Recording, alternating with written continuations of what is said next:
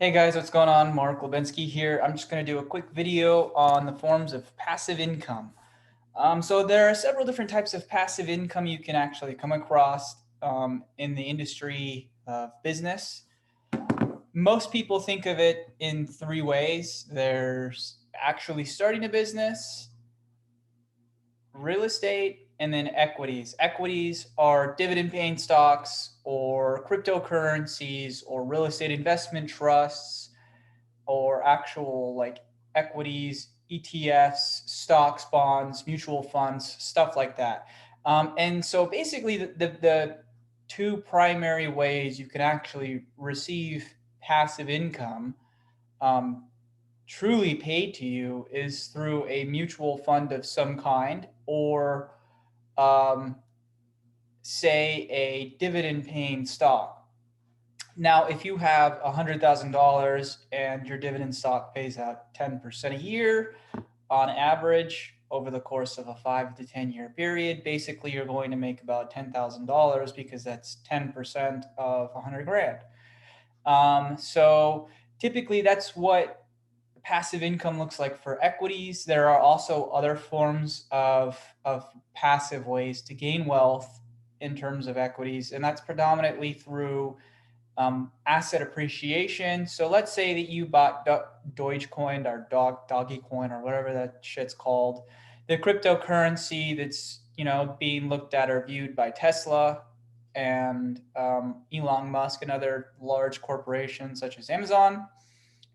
And it was worth actually at the beginning of this year 0.006 of a penny. So it was two-thirds of a penny's value, basically in December or January. Upon um, news and circulation and social media and Reddit hype and other media outlets and circumstances, it is now worth approximately, I think, it's above 30 cents a share. So if you bought it a sixth of a penny in January, you now have approximately $9,000 if you bought 1,500 shares, just because it went up to 32 cents or 43 cents or something like that. And that's another common way. That's why a lot of people are multimillionaires off of Bitcoin because they mined it when it was free and, back in the early 2000s. And now, since they obtained it through, computer algorithms, now it's an actual form of currency that was accepted in a similar fashion to cash, but is now lost its privacy more or less due to upcoming regulations that are coming into play and the fact that, let's say you buy a Tesla with Bitcoin and you put your name on title. Well, you put your name on title, so it's not really like paying cash. It's kind of the same thing as paying cash. If you buy a car for cash and you put it in your personal name, well, the IRS is going to know, or somebody's going to know, or the government's going to know, or really anybody that understands how to find your information in public record will know that you paid cash for an asset.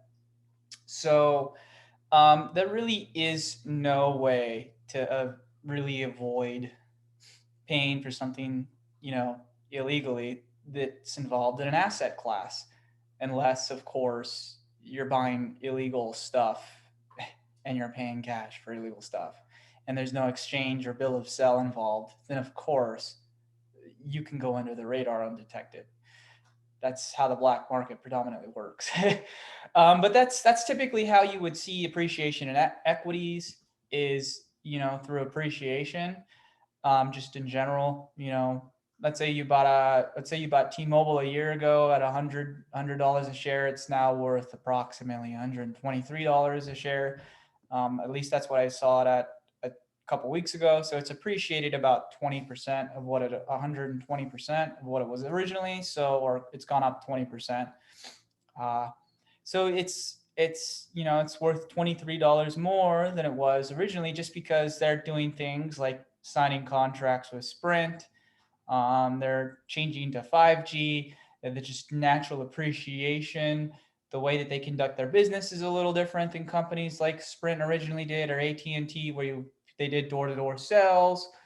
Um, their contracts are a little different. They have better phone services in certain parts of the country that are a lot more sophisticated. They're making large purchases such as Metro PCS. So they're just going to appreciate in general because of their change and improvements in business. And so that's one way that you can see increase in equities. Additionally, new trends such as cryptocurrencies um, can see that. Additionally, there are commodities such as gold, silver, and other general like oil and natural resources, or like they're called commodities. When the stock market's generally down, people hedge their bets in commodities, which drives up the price because there's an increase in demand and a limited supply. Supply is predominantly fixed in particular commodities, especially in oil, gold, silver, because it's very limited to how it's mined, and therefore it's a limited resource. So its supply is very fixed, or in some cases declining, because of our use in society. And therefore, the price naturally would go up if it's a declining supply. And if the demand is there, the supply does go up. Just like in the early 1600s, when tulips were a popular commodity, they were actually valued more than gold was because of their scarcity coming from the Ottoman Empire.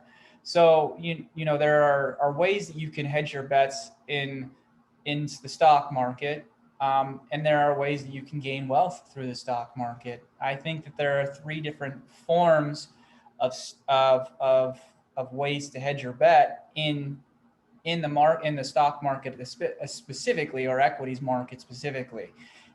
There's a new one, I think, that's just now starting to become a thing. It's cryptocurrencies, or electronic currencies.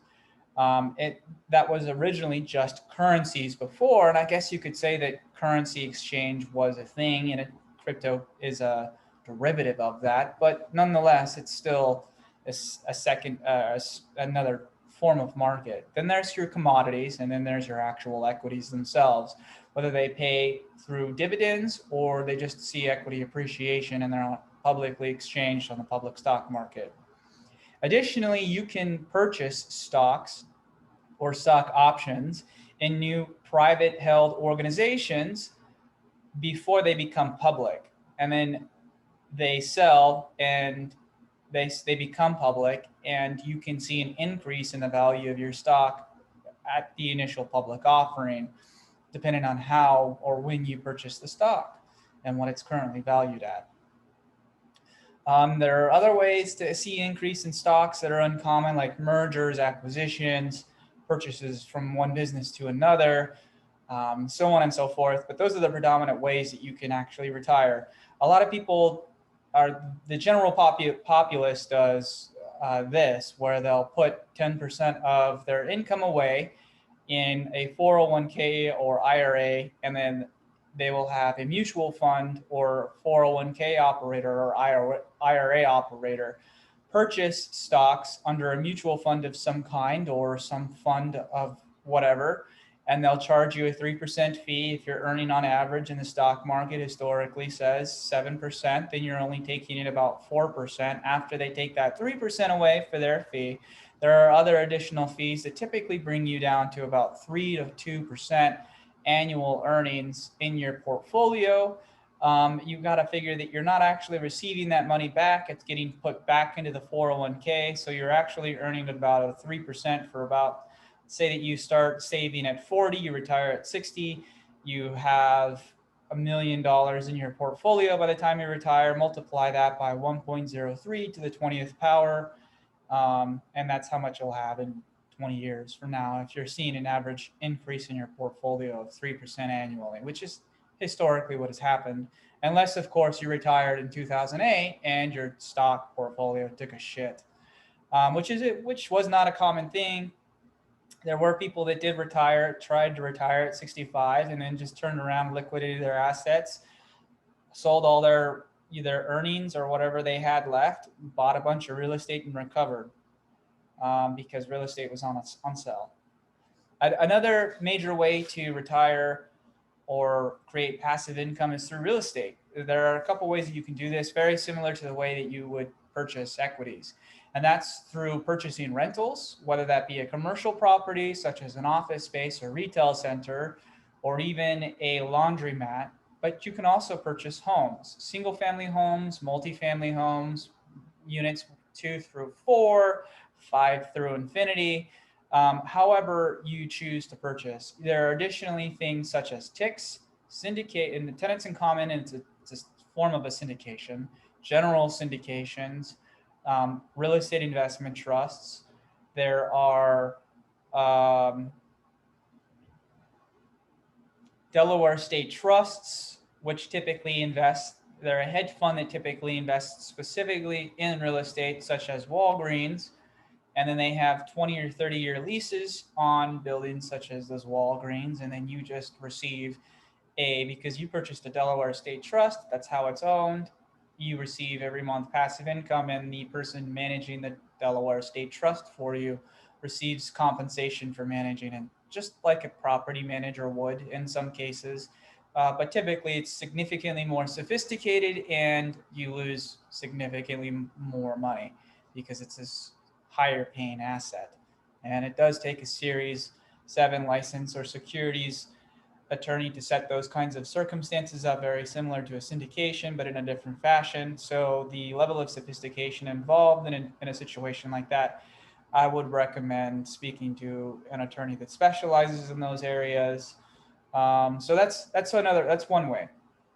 Another way is to actually purchase properties with the intent to value add, whether that be your primary residence.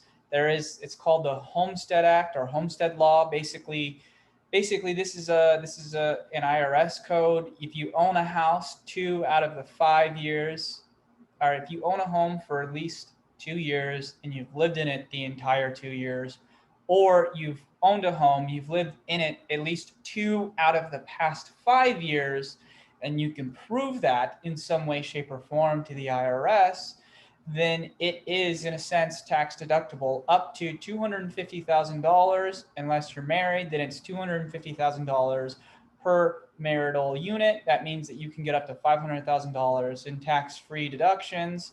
And basically what that allows you to do is, let's say that you purchase a property with a 203K FHA loan.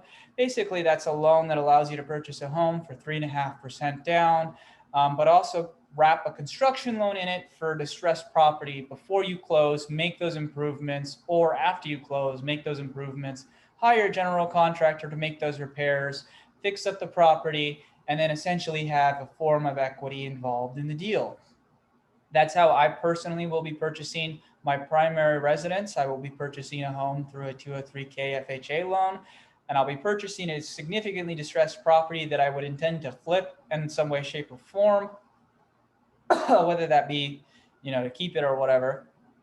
And then let's say that I'm going to purchase a $200 or $350,000 valued home where the rest of the neighborhood is selling for $350,000, but because there's a hole in the roof or there was a fire involved in the house, I know I'm going to have to tear it down, repair it, fix it up, whatever. I'm going to get a construction loan. I'm going to purchase the house.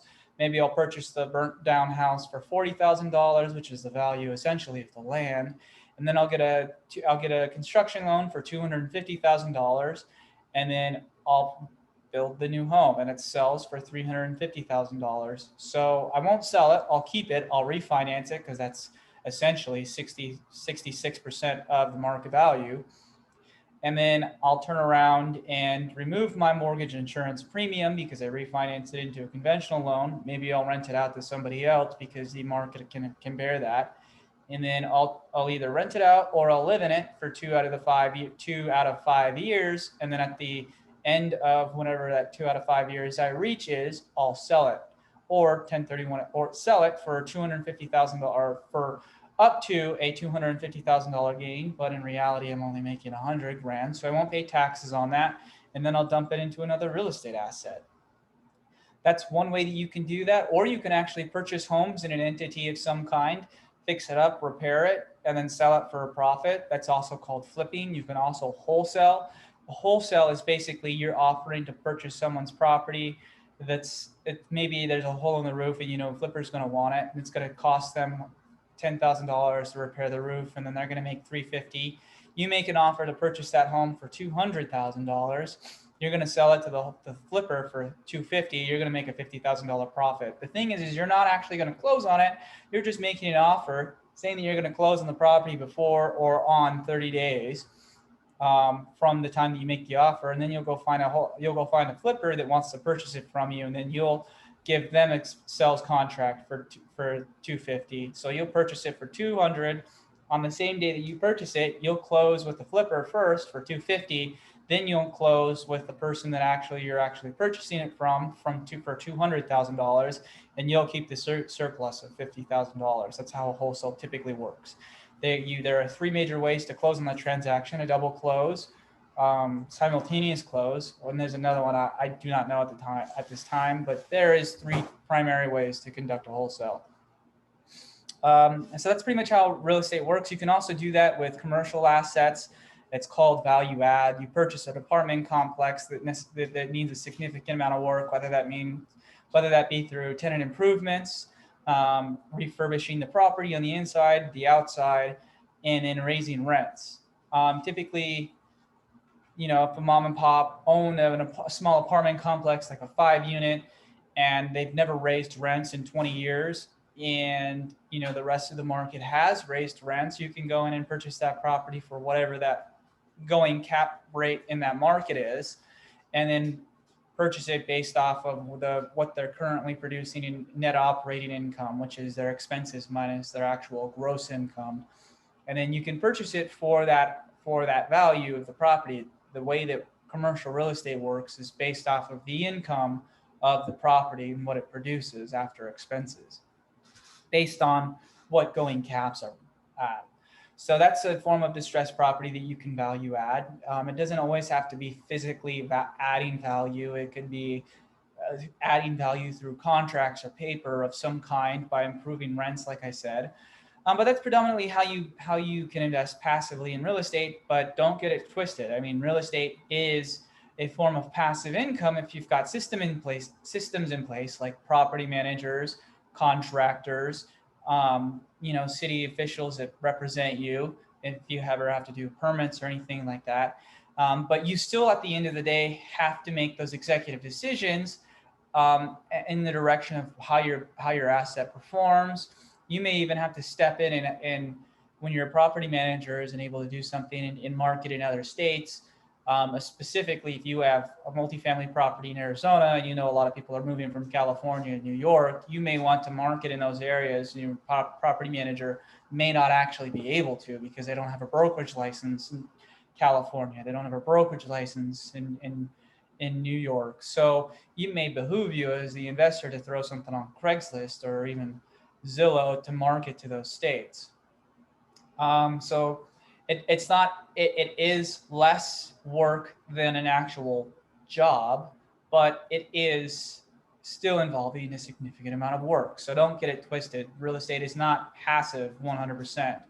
I still, as an investor, answer at least on a monthly basis, on average, a monthly basis, something for my property managers to give them a decision to do something, whether that be to replace a water heater or an AC unit or something on one of my 25-unit apartment complexes. So there's still that decision that has to be made that you have to make as an investor and an executive level person to ensure the success and well-being of that asset class. But like I said, if you set systems in place, the work involved typically ends at an email. So it can be really, really easy. You can do it anywhere in the world if you have access to the internet or a cell phone or Wi-Fi or whatever. So just keep that in mind. Another really easy form of passive income involves with starting a business. Now, you can be a sole proprietor and do all of the work yourself, like a real estate agent or mortgage loan originator or insurance provider or a general contractor or even a trade. You start your own business in that specific industry, or 1099 employee. You decide to pay your taxes. You decide to work your schedule, and you start a business that way. You can be a sole proprietor and do a lot of that stuff that way. Like I said in one of my my cash flow quadrant, or your ways you earn income, you can be a sole proprietor, someone that actually operates in their business and performs specific duties, or you can be a business owner and you can hire a broker, you can hire a team member to oversee the team that you hire people in, and then you can take a hands-off approach and never conduct real estate in your entire life. So you can start a real estate brokerage by actually not having any work involved or any operational oversight, and just being a business owner and producing passive income for yourself. For something like that, you may want to have 100% ownership or even 51% ownership, so you have majority say in that business, but you may take 10% of the passive income that's received every single month, and then the agents, obviously, because it's a team of real estate investors or a team of real estate agents, split 50-50, and you get, of that 50 that you would normally receive on their commissions, 10% of it, and then the business gets 40% of it to do whatever they want with. So that's one way to do it. You will need a real estate license if you have commission splits, and you will have to be a broker of some kind to receive those commission splits, unless it's paid to you as a W-2 income source and you are the business owner. Obviously, speak to an attorney specifically that handles those types of situations to better coach you on how you could do something like that. But that is one way to invest in a business, is to start a business and hire employees to do specific tasks. It's just one example. Another major way to do business or own a business and produce passive income is through being a business affiliate. Amazon has it. They call it FBA, something business affiliate. Maybe you're one of those cold callers that works for Mary Kay, the lipstick company, or the makeup company, Mary Kay's makeup or whatever it's called. You are a business affiliate and you sell their products for them. Maybe you work in Amway, which is another business affiliate company. Renatus, or I believe it's now known as Helios, is another good one. Maybe you're with EXP that does business affiliate. For every realtor you bring in and they conduct transactions, you make 0.01% of their commission. There are tons of ways to be a business affiliate, but typically they are, in a sense, a pyramid scheme of some kind, but they offer a legitimate service or provide a legitimate product. There are tons of them. There are nutrition companies. Amway does their own online business. You can sell that stuff on Amazon if you really wanted to. I don't know very many people that buy their products because they're not that good, but that is a possibility. I think even Robert Kiyosaki wrote his book with Donald Trump about being a business affiliate in Amway, because they do have one of the most successful business affiliate training programs that you do actually have to pay for, and it is about $150 a month, which is expensive, but for the training and programs involved in that is pretty phenomenal. Most real estate agencies that do offer business affiliation do charge you $150 a month to be part of their program, but they offer a significant amount of training. Keller Williams does it, EXP does it, RE/MAX does it. Most of the large major franchise companies do it. Additionally, you can actually purchase a franchise. I was offered 3 types of franchises because those are the industries that I was personally interested in owning a franchise in: property management, and real estate sales. So I was offered a Property Management Inc. Franchise. I turned them down because they wanted $20,000 to do that, and then I would have had to have brought in about $40,000 more to hire a broker to do their business, to conduct the business for me because I'm not a real estate broker. I'm a real estate agent. Additionally, I was offered Capital Inc.'s LLC or something like that, which is basically a lending institution. So it would be like being a mortgage loan originator or raising a debt fund to lend people money via hard money or some kind of collateral note or lending institution. And then I was offered an insurance brokerage company, which I do not remember the name. But those are the primary industries in which I was looking at. There are also other types of franchises you can plug and play into a McDonald's if you have a significant amount of money. I think the last I checked for McDonald's is about $150,000. That was 2 or 3 years ago. I'm sure it's gone up. You can purchase a small burger joint. I mean, you could even go to a company. Like, for instance, there's this bar I was doing my homework at during COVID-19 called Half Moon, that I could have approached them and said, hey, I'm willing to purchase a franchise from you, give me, all of the training and stuff, and I'll hire all of the staff. And I could have franchised their business and put it somewhere else. Because they're a bar and grill. They sell alcohol, but they're a grill. So the possible would have needed an alcohol's license of some kind, which is, I think, like $50,000 in the state of Arizona, but I could have done something like that. So those are the primary ways to create passive income. Obviously, if you're starting a franchise or a business, I would recommend starting in the sole proprietor area, training someone to do your job. Once you've saved up enough income, try to hire 2 people, the person that's going to replace you that you've been training the entire time to operate your business, and then someone to bring on new employees and create a form of revenue, which is like a real estate team would be perfect, where you could hire a team leader or trainer and then the actual broker themselves to do a lot of the day-to-day stuff.